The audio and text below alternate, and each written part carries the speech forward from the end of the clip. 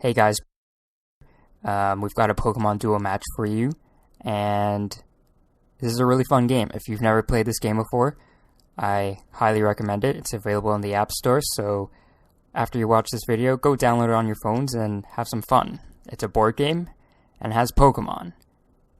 That's pretty much it. It's really simple, but it's actually really fun. So here we can see my team has Ho-Oh, Charizard, Squirtle, Shuppet, Salamence, and of course, Wobbuffet. So I'm going to start off the match by moving my Squirtle. For those of you who don't know, Squirtle is actually a really good Pokemon in this game. He has the move Withdraw, which is a blue move, which means it has the highest priority out of every other color move in this game. So he'll be able to defend against a lot of attacks. So the enemy over here moved his Articuno in front of my Squirtle. He didn't attack. He probably knew that he wouldn't be able to defeat Squirtle. So he's just waiting to get past it. So Articuno has an ability that lets him pass another Pokemon. So here I'm moving my Ho-Oh. I'm going to defend my goal point. For this game, the whole point is that you try to capture the other person's goal point. So it's really important that you defend it. And of course, Ho-Oh, high attack, going to defend that goal point. So now Articuno moved over to one of my summoning points, which means I can't summon any of my Pokemon there anymore. So that's a problem. But I'm going to move my Ho-Oh over to the goal point. Since Articuno can jump over enemy Pokemon, as you saw, he jumped over my Squirtle. I got to defend my goal point. Can't let him get through. So now I moved Lapras, not really a big threat. Can't do anything to me from there. Right now it's all about protecting my goal point from that Articuno that's in my way. So right now I'm going to move Wobbuffet. Wobbuffet is also a really good Pokemon in this game. He has Counter, which means that if anyone attacks him and he uses Counter, they get knocked out instead of him, which is really handy. So I like to keep Squirtle and Wobbuffet close to my goal point to defend.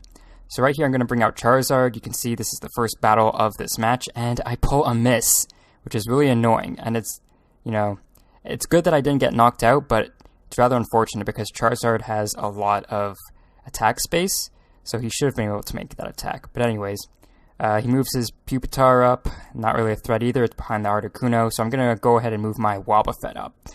Usually I keep him back to defend, but seeing as there's like a wide opening right there, nothing to stop me, I'm just going to move my Wobbuffet right up.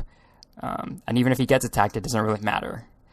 So if you see, he moved his Raichu over from that summoning point. Again, not a threat. It's really far away from any of my Pokemon. So you can see here, I'm trying to decide, should I try to push to the goal point or should I take the other summoning point? And I choose the summoning point because I wouldn't be able to reach the goal point in time and he'd probably put his Raichu right in front of it. And in this game, Wobbuffet can't initiate an attack, so there wasn't any point in trying to go for that. So you can see now he's getting off my summoning point, attacking my Ho-Oh with his Articuno. Nothing happens with that. He pulls out a blue move, defends. It's not a loss for me. It's not really a loss. Actually, it is a loss for him. He left my summoning point, so I have one open now. So both of mine are open right now.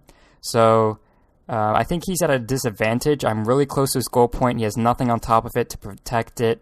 I have protection on my goal point. I have that Ho-Oh, and I have Squirtle to come in if I need to do something.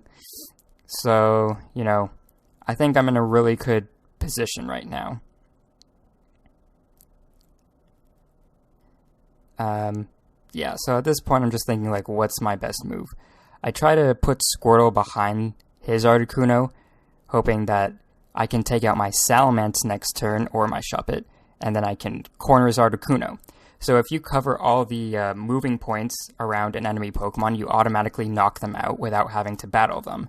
So since his Articuno is pretty powerful, I think I might do this instead of trying to attack it head-on.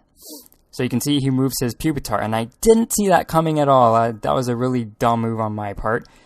He puts his Pupitar on one of my summoning points, so I can't summon anything from there. So he's got two Pokemon lined up along that lane, which isn't really good for me. It's not a good position.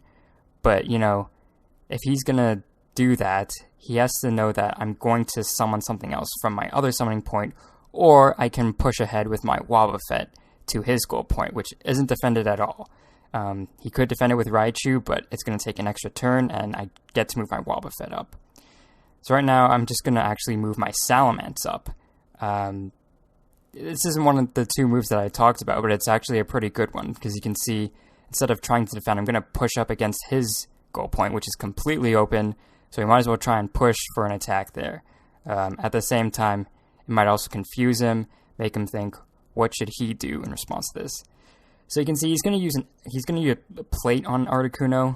It's going to try and increase its attack, try to get my Ho off point, and he lands on a miss, which is really great for me. I knock him out, and he wastes a plate. So that was actually really fortunate on my side. So now, I'm at a complete advantage. I have nothing to stop me. Pupitar can't take out Ho-Oh. Move Salamence up. We got Wobbuffet and Salamence up on a lane. There's nothing to stop me now. He could try to, yeah, exactly. He's going to put his Raichu on the goal point. Not a big threat. I have Salamence and Wobbuffet, and even if I were to lose Salamence, it's not a big deal. I have 5 Pokemon on the field. No, I have 4 Pokemon on the field. He also has 4, but I am pushed a lot further ahead to his goal point. So I'm going to go ahead and attack his Raichu here. I used a plate, and you see, this was really fortunate on my part. So Salamence had a base attack of 70. I upgraded it to 71. That 1 extra point allowed me to pull off 100 with that X attack plate I used. So for those of you who are starting to play, it's really good to increase your Pokemon's attack by even just 1 point, just so it can match other Pokemon's attacks. So yeah, he's going to try and get me with his Lapras. Surf, unfortunate, it hits my miss spot. That's okay. I still have Wobbuffet. He has nothing to defend his goal point with. I can move it up. He can't move his Lapras anymore. His only option is to attack. I mean, he can't do anything. Unless he kills my Wobbuffet right here. But no. Lands on counter. I knock out his Lapras. And it's game over for him. Completely wide open goal point. Wobbuffet there to take it. It's a win for Wobbuffet. So guys, I hope you enjoyed that match. If you found it interesting, feel free to drop a like, comment, subscribe. I'll be bringing more of these Pokemon duel battles to you, and take care.